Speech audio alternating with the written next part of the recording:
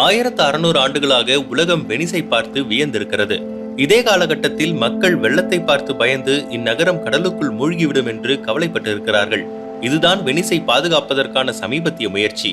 கடற்காயலிலிருந்து கடலை பிரிக்க வேண்டுமானால் உயர்த்தி கொள்ளக்கூடிய 78 உலோக தடுப்புகள். இந்த திட்டம் மோஸ் என்று அழைக்கப்படுகிறது. மோஸ் இல்லாவிட்டால் 2022 நவம்பர் 22ஆம் தேதியன்று வெனிஸ் அழிந்திருக்கும். வரலாற்றின் இரண்டாவது மோசமான வெள்ளம் அன்றைக்கு ஏற்பட்டது. ஆனால் ஒன்றும் நடக்கவில்லை. வெனிஸையும் கடற்காயலையும் காப்பாற்றிவிட்டோம்.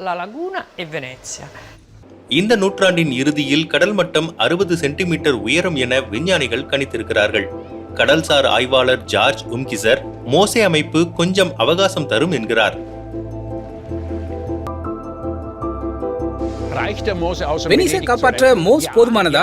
ஆமா, இப்போதைக்கு அடுத்த 10, 20 அல்லது 30 ஆண்டுகளுக்கு இது போதுமானது. கடல் மட்டம் 50 சென்டிமீட்டர் அதிகரித்தால் மோசோவை 300 அல்லது 400 முறை பயன்படுத்த வேண்டியிருக்கும். அதாவது ஒரு நாளைக்கு ஒரு முறை. அப்போது அது பயனளிக்காது. ஒரு அமைப்பாக மோசே தாக்குப்பிடிக்காது. கடற்காயலும் தாக்குப்பிடிக்காது. ஏனென்றால் அதற்கு நீர் பரிமாற்றம் தேவை.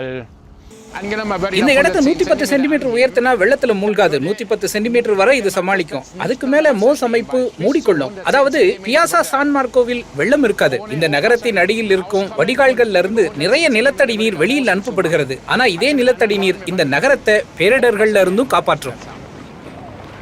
எப்படியானாலும் இப்போது நாம் அறிந்த வெனிஸ் இது போலவே இருக்காது. ஒரு கட்டத்தில் கடற்காயலை கடலில் இருந்து பிரிக்க வேண்டும். முடிவெடுக்க வேண்டிய கட்டாயத்திற்கு வெனிஸ் நகர மக்கள் தள்ளப்படுவார்கள்.